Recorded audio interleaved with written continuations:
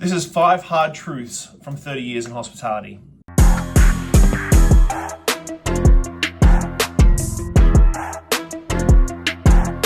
What's happening, Pro Shifters? Welcome back to another episode of the Pro Shift Podcast. Of course, I'm your host, Shawn Soole. I've been toying with this idea. It's been bouncing around in my head for the last week or so. Like, how can I give more to the next generation? How can I give more to next round of operators or managers who want to become operators, ownership, stuff like that? I'm working on ownership right now. That'll be announced pretty soon. But I wanted to give you 5 hard truths that I have experienced in my almost 30 years in hospitality. Number 1, you are going to fucking fail hard. If you don't have failure, you will never experience true success. Having success all the time doesn't make you hungry. Failing and failing publicly, which is what most operations are. Like if you're a restaurateur and you've done all the marketing and PR and everything for the open, you fail very publicly and very openly, and dealing with the constant like, oh, what happened? Sort of mentality from people is really, really tough to swallow sometimes.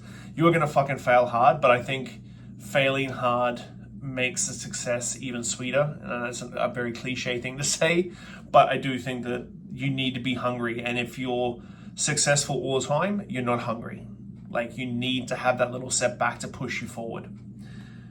People are always, this is number 2, people are always there when you're successful, but when you do fail, there's sometimes crickets.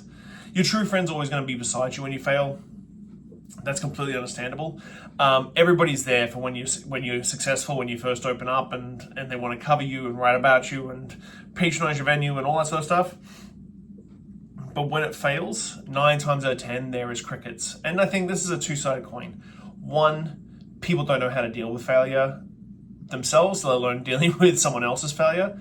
But it's also one of those tough things that you have to understand that you might have a couple of people in your corner, but you're not going to have the group of people that you had when you were successful in your corner. Number 3, sacrifice is necessary. Now, I've talked about work-life balance. I've talked about 4-day weeks. I've talked about treating your staff well, not overworking your staff. If you want to be good at what you do, there's always going to be sacrifice. It goes to anything. If you want to be an Olympic hockey player, you're out on the ice more. If you want to be a certain style of niche doctor, you're going to go to all the conferences and do all the things and do the extra study. And it's all about like sacrificing something to get to the greater goal. So if you're not willing to sacrifice a little bit, whether it be time, whether it be energy, whether it be time, like spending time with your family and relationships, success is going to be really tough to like get to that full 100% success that you might want. Number 4, getting to the top is easy, staying there is the hard part. Everybody wants to be on the lists, the world's best 50 bar list or the restaurant list, depending on what you want to be. Everybody wants to get the accolades and the awards. It's what happens when you don't get them the next year. What happens when you drop a few spots? What happens when you don't necessarily show up the way that you did the year before? Getting to the top is the easy part. Staying there is the hard part. Continually pushing yourself, not resting on your laurels, like figuring out what the next evolution of your business is on a regular basis. Now, before anyone comments about, oh, well, awards should be a byproduct of your hard work. And accolades are great. No actor goes into a movie going, oh, I'm going to get an Oscar for this. They just go into a movie to do their very best job. And the Oscar is the byproduct of the work that they've done within the movie. Same thing with directors and cinematographers and all that sort of stuff. That's the sort of analogy I like to play. If you're building your business all around awards and just trying to get awards, 1, you're going to do shit that is icky to get the fucking nomination, and it's going to be a hollow victory. It's going to be a hollow victory because you've got no substance. You've got all the sizzle, no steak. And if you don't have the steak, well then you're kind of screwed because the sizzle eventually fades. And number 5, being a hospitality entrepreneur is very, very lonely. I'm going to be really honest. I have a fantastic family, a wonderful wife, a wonderful daughter.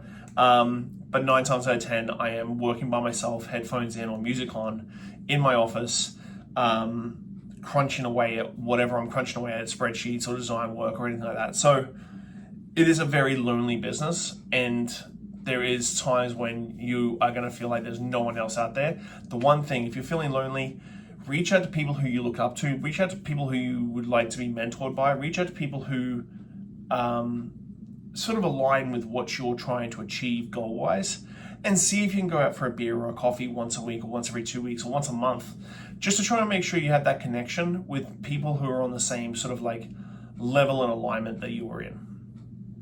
Now, I've laid out 5 really hard truths about being a hospitality entrepreneur, being an operator, being an owner. This is not supposed to deter you. This is not supposed to deter you.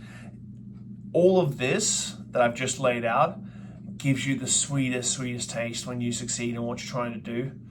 And you are going to fuck up, you are going to fail. But man, this industry gives you back 10 times more than what you give. And I'm really honest with that. There's times when I don't feel that way. And I'm going to be honest, I feel like sometimes I'm just banging my head against a wall and I don't know what I'm trying to do or what I'm trying to achieve or whether or not this is worth it all. Finding a thing that makes it worth it all is the tough part, because you feel like you just grind and you spin your wheels a lot. But this industry, the hospitality industry, is a beautiful industry, and I couldn't see myself doing anything else other than that. And so while this is the 5 hard truths for hospitality entrepreneurs, I want you to know this industry is worth it. And on that note, guys, thanks as always for the support. See you soon. Bye. All right, post shifters, that's it for now. Keep your standards high, your spirits neat, and your team tighter than your forecast. Catch you next week on the Post Shift Podcast.